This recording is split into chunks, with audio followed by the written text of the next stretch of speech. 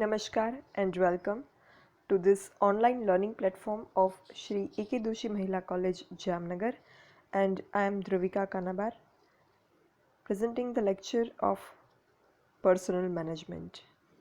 આપણે યુનિટ 2 કર્મચારી ભરતી અને પસંદગી પર્સનલ રિક્રુટમેન્ટ એન્ડ સિલેક્શન આ યુનિટ જે છે એમાં આપણે કર્મચારી ભરતી વિશે માહિતી મેળવી.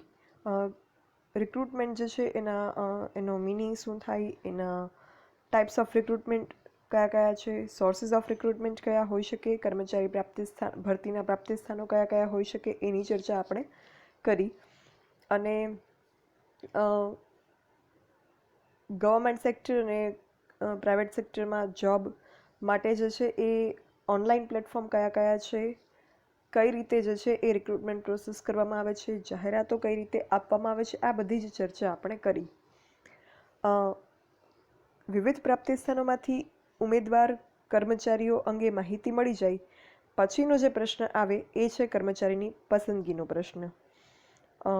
અરજીઓ ભરતી જ્યારે કરવામાં આવે ત્યારે જે છે એ ભરતી પ્રક્રિયામાં જે પણ નોકરી ઈચ્છુક ઉમેદવારો હોય એ ભાગ લે, પણ એમાંથી બધા જ ઉમેદવારો જે છે એનું સિલેક્શન નથી થતું, પસંદગી નથી થતી. એમાંથી જે બેસ્ટ ડિઝર્વિંગ કેન્ડિડેટ હોય કોઈ જોબ માટે એ ઉમેદવારને જે છે એ પોસ્ટ માટે એની જે છે એ સિલેક્શન કરવામાં આવે છે, પસંદગી કરવામાં આવે છે, નિમણૂક કરવામાં આવે છે. તમે ડાયાગ્રામમાં જોઈ શકો તો આ વાત જે છે બહુ સિમ્પલી આ વિઝ્યુઅલથી સમજાઈ જાય કે ઘણા બધા માણસો જે છે એ ઊભા છે, એ બધા જ જે છે એ ભરતી પ્રક્રિયામાં એ લોકોએ ઉમેદવારી કરી છે. એમાંથી જે છે એ જે સૌથી બ્રાઇટ છે, ટેલેન્ટેડ છે, જે best deserving candidate for the post છે એને સિલેક્ટ કરવામાં આવે છે. એટલે હવે જે નેક્સ્ટ ટોપિકની આપણે આ યુનિટમાં ચર્ચા કરવાના છીએ એ છે પ્રોસેસ ઓફ પર્સનલ સિલેક્શન, કર્મચારી પસંદગીની વિધિ. આ પ્રશ્ન જે કર્મચારીની પસંદગીનો એ ખૂબ અગત્યનો અને ગહન પ્રશ્ન છે. એના માટે ખાસ તો આ કર્મચારી પસંદગીની વિધિ જે છે એ બધા જ એકમો માટે કે બધા જ પ્રકારના કર્મચારીઓને મેળવવા માટે એક સરખી ના હોઈ શકે. નિમ્ન કક્ષાના કર્મચારીઓ જો મેળવવાના હોય, એટલે કે આપણે જેને સંચાલનમાં તળ સપાટીના કર્મચારીઓ કહીએ, બોટમ લેવલ મેનેજમેન્ટમાં જે કામ કરતા હોય એ કામદારો, શ્રમિકો, તો એમની જે પસંદગીની વિધિ હોય એ ટૂંકી હોય, શોર્ટ હોય, એમાં બહુ કોમ્પ્લિકેશન્સ ના હોય. પણ ઉચ્ચ કક્ષાના કર્મચારીઓ કે અધિકારીઓ જે છે એની જો પસંદગી કરવાની હોય તો એ લોકો જે છે top level authority, top level મેનેજમેન્ટમાં એમને જે છે એ સ્થાન આપવાનું છે. એમની જે કોઈ યોજનાઓ હશે, એમનું જે કામગીરી હશે, એમના નિર્ણયો હશે, એને બિઝનેસ યુનિટ સાથે સીધો સંબંધ છે. બિઝનેસ યુનિટને એ ડાયરેક્ટ ઇફેક્ટ કરશે, એને અસર કરશે એમની જે કામગીરી છે એ, અને એ અસર જે છે એ બહુ ખાસ અસર કરશે, મહત્ત્વપૂર્ણ અસર કરશે. એટલે એવા સંજોગોમાં જ્યારે ટોપ લેવલ ઓથોરિટીના એમ્પ્લોઈઝની, ઉચ્ચ કક્ષાના કર્મચારી કે અધિકારીઓની, ઓફિશિયલ્સની જે પસંદગીની વિધિ હોય એ લાંબી હોય, એમાં જે છે પ્રોસેસમાં ઘણા બધા સ્ટેપ્સ હોય, તો આ પ્રકારે જે છે એ અલગ અલગ પ્રકારના કર્મચારીઓ માટે અલગ અલગ પ્રકારની વિધિ હોઈ શકે, સ્ટેપ્સ હોઈ શકે. એ ઉપરાંત એકમ જે છે એ કયા પ્રકારનું કામગીરી કરે છે, કયું પ્રાપ્તિ સ્થાનનો ઉપયોગ કરે છે, એવી ઘણી બધી બાબતો જે છે, ઘણા બધા પરિબળો જે છે એ અસર કરે છે કર્મચારીની પસંદગીની જે પ્રક્રિયા હોય એમાં. એકમની સફળતાનો આધાર જે છે એ આના પર રહેલો છે. એટલા માટે થઈ અને આ જે કર્મચારી પસંદગીની વિધિ છે એમાં કોઈ પ્રકારની બેદરકારી, ઉપેક્ષા વૃત્તિ કે ઉતાવળ જે છે એ થવી જોઈએ નહીં. એ જે છે એ પરફેક્ટલી જે રીતે એને નક્કી કરવામાં આવ્યા હોય સ્ટેપ્સ, એ રીતે જે છે એ પસંદગીની વિધિ થવી જોઈએ, નિષ્પક્ષપણે થવી જોઈએ, પ્રમાણિકપણે થવી જોઈએ, અને પૂરી ચીવટપૂર્વક અને સાવચેતીપૂર્વક જે છે આ પ્રોસેસ આખી કન્ડક્ટ થવી જોઈએ, જે સિલેક્શન પ્રોસિજર છે એ. જો એ રીતે ના થાય કન્ડક્ટ, તો એમાં શું થાય કે ભરતીમાં આપણે જે છે એ લાયક ઉમેદવારો આવ્યા હોય એમને જે છે આપણે સિલેક્ટ ન કરીએ તો એમને પણ જે છે એક પ્રકારનું એમની સાથે ઇનજસ્ટિસ થશે, અન્યાય થશે, ને સાથે સાથે આપણે આપણા એકમને જે છે એ ઉમેદવારો, લાયક ઉમેદવારની જે સેવાનો લાભ મળવાનો હતો, મળી શકત, આપણે જો એને પસંદ કર્યા હોત, સિલેક્ટ કર્યા હોત, તો એ પણ ના મળે. એટલે આ પ્રોસેસ જે છે એ બહુ જ કેરફુલી કન્ડક્ટ કરવી જરૂરી છે. પ્રત્યેક એકમનો પ્રકાર, એકમનું કદ, એકમની વિશિષ્ટતા, આ બધી જ બાબત જે છે એના અનુસાર એકમ જે છે પસંદગીની વિધિ નક્કી કરે છે. એટલે આપણે જે સિલેક્શન પ્રોસેસની ડિસ્કશન અત્યારે કરવાના છીએ એવું નથી કે એ યુનિફોર્મ સિલેક્શન પ્રોસેસ છે for all type of employees કે for all type of business units. ના, એવું નથી. પણ જનરલી જે છે અમુક પ્રકારના પોઈન્ટ કે અમુક પ્રકારની બાબતો જે છે બહુ સિમિલર હોય છે કોઈ પણ પ્રકારને પછી એકમ હોય કે કોઈ પણ પ્રકારના કર્મચારીની ભરતી હોય. એટલે આપણે જે છે એ જે પોઈન્ટ ડિસ્કસ કરવાના છીએ એ એક પ્રકારના જે છે એ મોસ્ટ ઇમ્પોર્ટન્ટ અને જે હોય જ છે એક યા બીજી રીતે જે બાબતો એ પોઈન્ટ જે છે ડિસ્કસ કરવાના છીએ. બાકી અલગ અલગ ઓથર્સે એમ્પ્લોયી સિલેક્શન પ્રોસિજર અલગ અલગ આપેલી છે અને બાકી બિઝનેસ યુનિટ જે છે વર્ક કરતું હોય એકચ્યુઅલ વર્લ્ડમાં ત્યારે એ પણ જે છે એ પોતાની અનુકૂળતા અનુસાર આ સિલેક્શન પ્રોસિજર જે છે એને કન્ડક્ટ કરી શકે.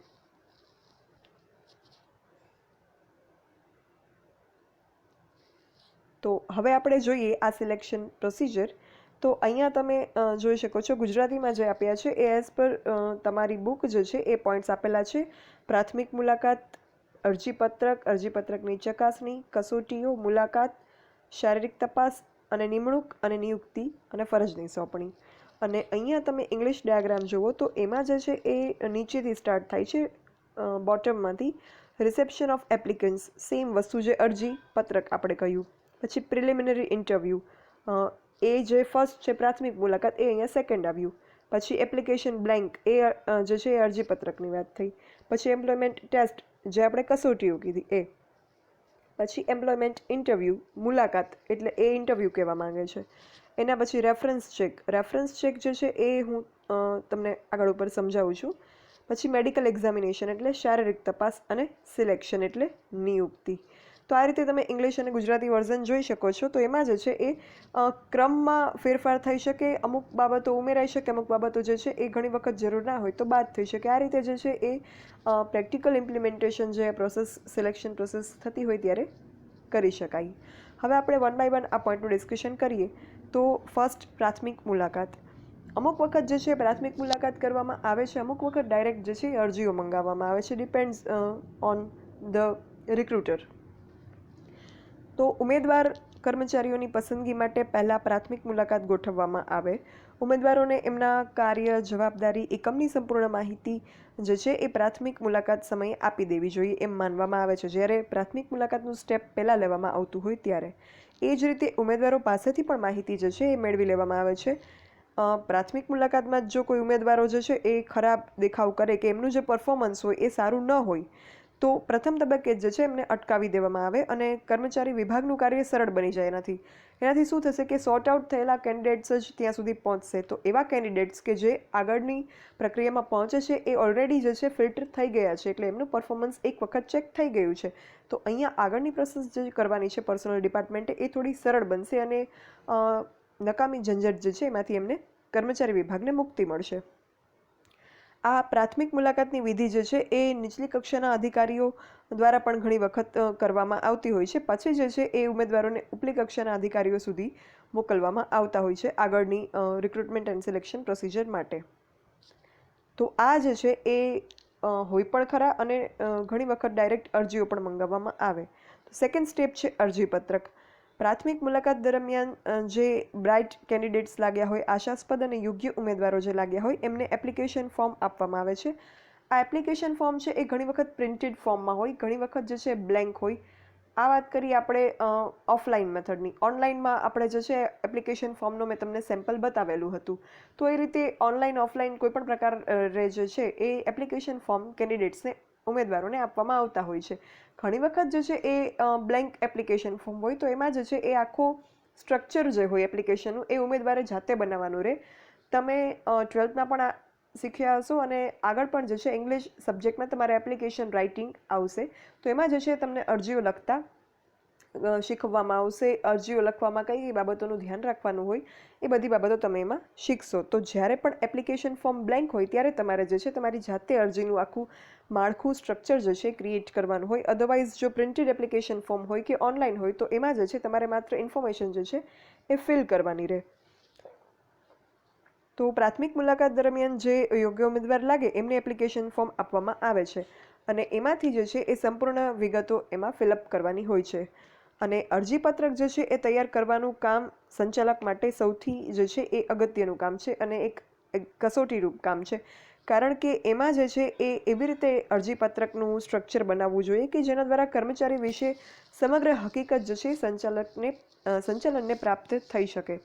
સાથોસાથ સંચાલને એ પણ વસ્તુ ધ્યાનમાં રાખવી જોઈએ કે માહિતી એકત્રિત કરવાનું બાબત જે છે એ જ માત્ર એક કોન્સન્ટ્રેટ નથી કરવાનું. અમુક વખત જે છે એ બિનજરૂરી બાબતો અરજીપત્રકમાં પૂછવામાં આવતી હોય તો એ બાબત જે છે એ ન થાય એનું ધ્યાન પણ અહીંયા અરજીપત્રક બનાવનાર સંચાલનની ટીમે જે છે એ ધ્યાનમાં રાખવાનું હોય.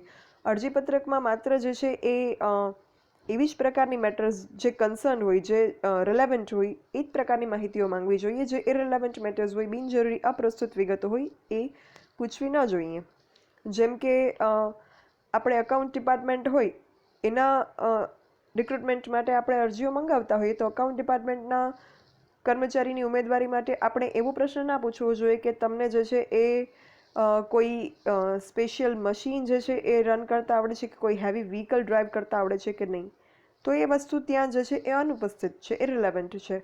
તો એ રીતે જે છે રિલેવન્ટ ઇન્ફોર્મેશન જ એપ્લિકેશન ફોર્મમાં ઇન્ક્લુડ થવી જોઈએ. એપ્લિકેશન ફોર્મની જો વાત કરીએ તો એમાં મોસ્ટલી આપણે ઓનલાઈન એપ્લિકેશન ફોર્મનું મેં જે તમને પરફોર્મમાં બતાવ્યું એમાં પણ તમે જોયું હશે કે ઉમેદવારની બેઝિક ડિટેલ્સ કે જેમાં name, address and contact details આવે. દેન એનું એજ્યુકેશનલ ક્વોલિફિકેશન્સ, ક્યારે જે છે એ સ્ટડી કઈ યુનિવર્સિટીમાંથી કર્યું, કયા બોર્ડમાંથી કર્યું, શું સ્ટડી કરી છે, કઈ ડિગ્રીઝ છે, પર્સન્ટેજ કેટલા હતા કે ગ્રેડ શું હતો એ ડિગ્રીમાં, યર ઓફ પાસિંગ શું હતું, એ બધું પૂછવામાં આવે. અને એક્સપિરિયન્સ જો હોય જોબનો તો એક્સપિરિયન્સ જે છે ક્યાંનો છે, કેટલા સમયગાળાનો છે, એ બધી ડિટેલ્સ એમાં પૂછવામાં આવતી હોય છે. કોઈ વિશિષ્ટ લાયકાત હોય તો એના માટે પણ જે છે એ એક કોલમ રાખવામાં આવતી હોય છે. કોઈ અધર ક્વોલિફિકેશન હોય તો એની પણ કોલમ જે છે એ રાખવામાં આવતી હોય છે. હોબીઝ એન્ડ ઇન્ટરેસ્ટ માટેની ખાસ રસ રુચિ વિશેની પણ માહિતી જે છે લેખિતમાં મેળવવામાં આવતી હોય.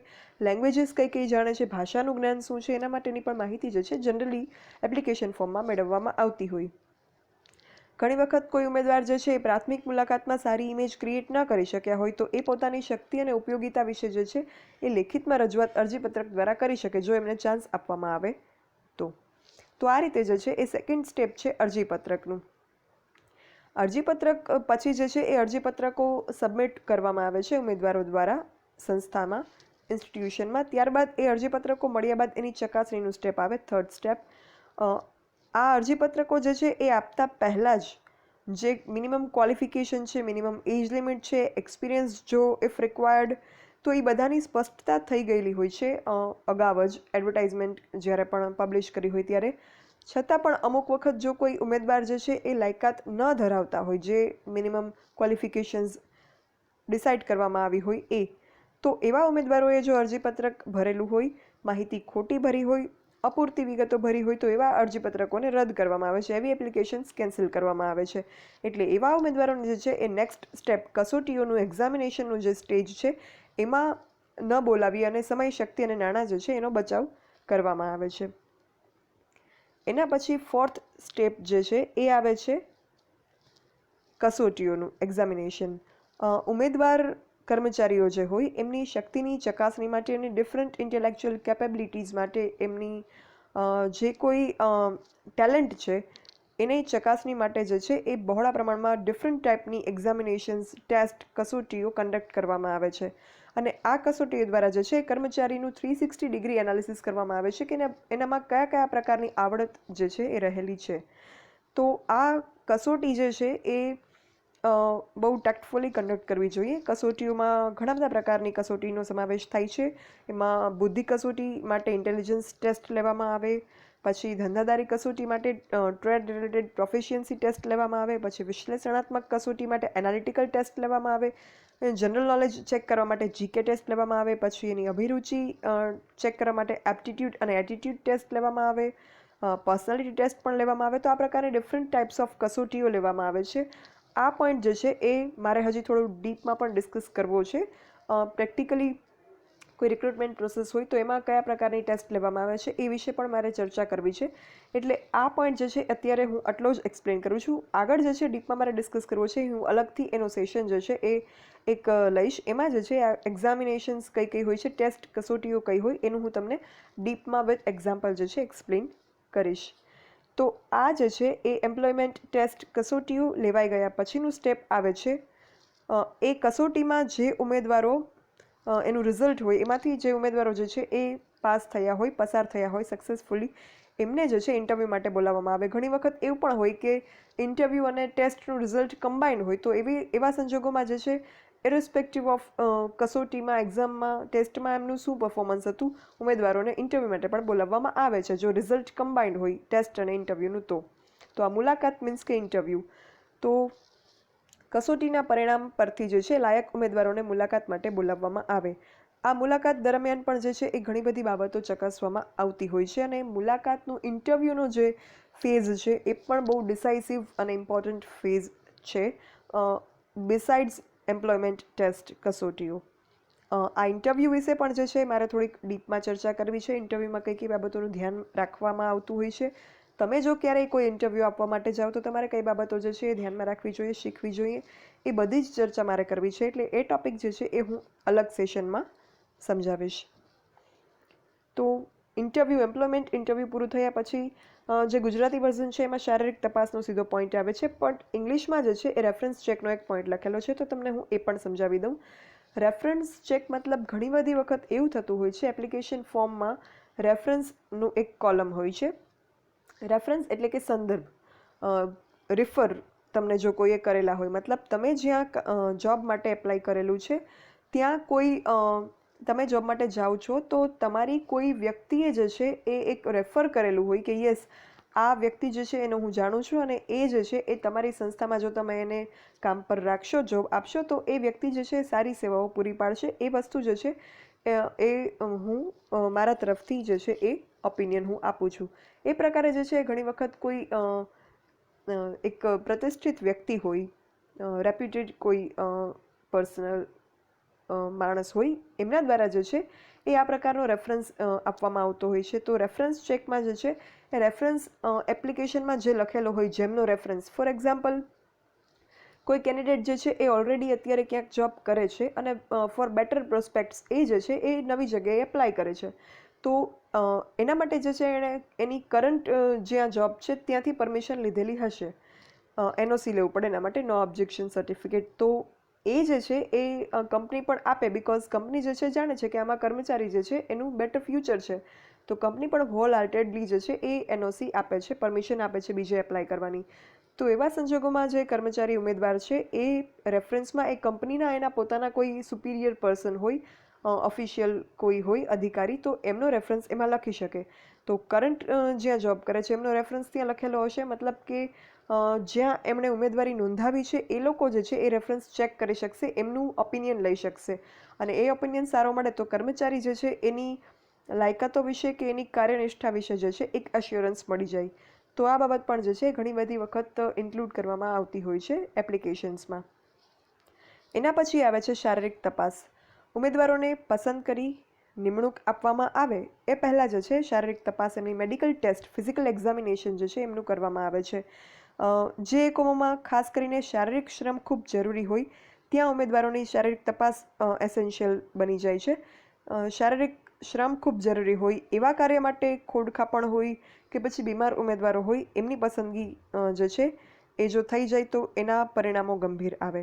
એવી જ રીતે જ્યારે ઝીણા ઝીણા પાર્ટ્સ બનાવવાના કોઈ ઉદ્યોગ હોય, ઘડિયાળ ઉદ્યોગ હોય, હીરા ઉદ્યોગ હોય, તો એવા ઉદ્યોગોમાં ઉમેદવારની આંખની જે શક્તિ છે એ ચકાસવામાં આવે.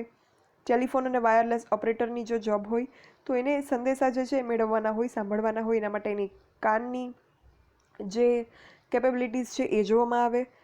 આ રીતે જે છે એ ડિફરન્ટ ટાઈપના કામ માટે એની ફિઝિકલ સ્ટ્રેન્થ, એની શારીરિક શક્તિ જે છે એ ચકાસવામાં આવે છે મેડિકલ એક્ઝામિનેશન દ્વારા. આ રીતે જે છે એ શારીરિક તપાસ અંગે ખાસ અગત્યનો એક જે છે આ મુદ્દો છે. એમાં જો બેદરકારી રાખવામાં આવે તો ખામીવાળા ઉમેદવારો જે છે એ પસંદ થઈ જાય અને એ પછી જે છે એ એકમ માટે ભારરૂપ નીવડે, એટલા માટે તંદુરસ્ત ઉમેદવારોની જ નિમણૂક થઈ શકે એ પ્રકારની વ્યવસ્થા હોવી જોઈએ. અને લાસ્ટ સ્ટેપ છે નિમણૂક અને નિયુક્તિ ફરજની સોંપણી.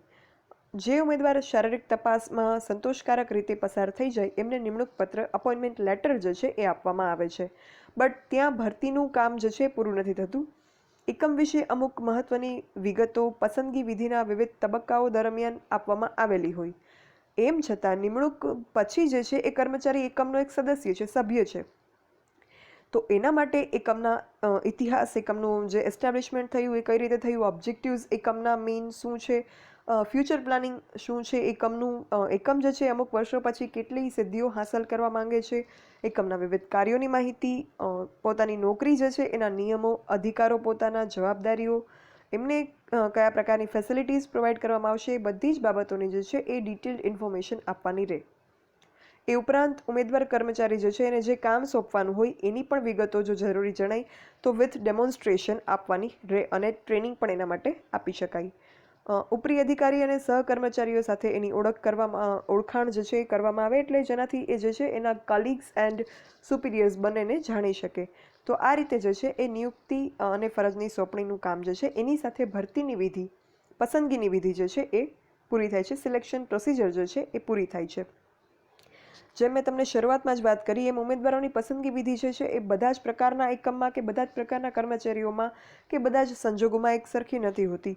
શક્ય છે કે આ જે પ્રોસિજર છે એના સ્ટેપ્સ આગળ પાછળ હોઈ શકે, અમુક સ્ટેપ એમાં એડ થાય, અમુક સ્ટેપ એમાંથી કાઢી નાખવામાં આવે ઇફ નીડેડ. તો એ રીતે જે છે અલગ અલગ પ્રકારના સ્ટેપ્સ ફોલો કરી શકાય. શ્રી વિલિયમ આર સ્પ્રિગલ એક જે નિષ્ણાત છે, એક્સપર્ટ છે, એમણે જે છે એ પોતાની એક book principles of business organisation and operation, એ બુકમાં શ્રી વિલિયમ આર સ્પ્રિગલે જે છે એ કર્મચારી પસંદગીની પ્રક્રિયા વિધિ છે, સિલેક્શન પ્રોસિજર જે છે એ આ પ્રમાણે આપેલી છે. તમે જે લેફ્ટ સાઈડમાં જોવો છો એ લેફ્ટ સાઈડમાં જે પગથિયા કરી અને સ્ટેપ્સ કરી અને જે પસંદગીની વિધિ છે એ વિલિયમ આર સ્પ્રિગલે રજૂ કરેલી છે. તો એ પ્રકારની પણ પસંદગી વિધિ હોઈ શકે. પણ એમાં પણ તમે જુઓ તો આપણે જે રીતે પસંદગીની ડિટેલ ડિસ્કશન કર્યું પ્રોસિજરની, એ જ પ્રકારના પોઈન્ટ્સ જે છે એ તમને એમાં જોવા મળે. પછી જે રાઈટ સાઈડ તમે જુઓ છો એ રાઈટ સાઈડ આપેલું છે એ શ્રી રિચાર્ડ ઉર્બ્રોકે નામના એક એક્સપર્ટ છે. એમણે પોતાના અન્ડરસ્ટેન્ડિંગ મુજબ જે છે, પોતાના નિષ્ણાત જ્ઞાન મુજબ પસંદગીની એક પ્રક્રિયા વિધિ આપેલી છે. તો એમાં પણ જે છે એ પોઈન્ટ્સ આપણે જે ડિસ્કસ કર્યા એ જ પ્રકારના છે.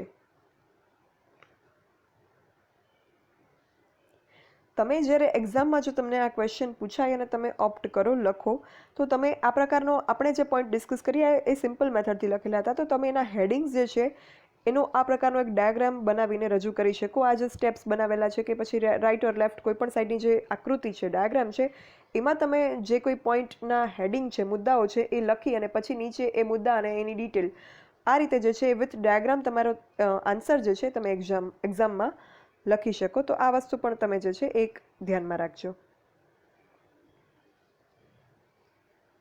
તો અહીંયા જે છે આ સિલેક્શન પ્રોસિજર ઓફ એમ્પ્લોઈઝ પર્સનલ્સનો ટોપિક અહીંયા પૂરો થાય છે. એમાંથી જે કસોટીઓ એમ્પ્લોયમેન્ટ ટેસ્ટનો એક પોઈન્ટ છે અને ઇન્ટરવ્યૂનો પોઈન્ટ, આ જે છે એ હું આગળ ઉપર પણ થોડું ડિટેલમાં ડિસ્કસ કરીશ. Thank you. જો કોઈને કંઈ ક્વેરી હોય તો you can write me on this mail dbk.dhruvika@gmail.com. Thank you.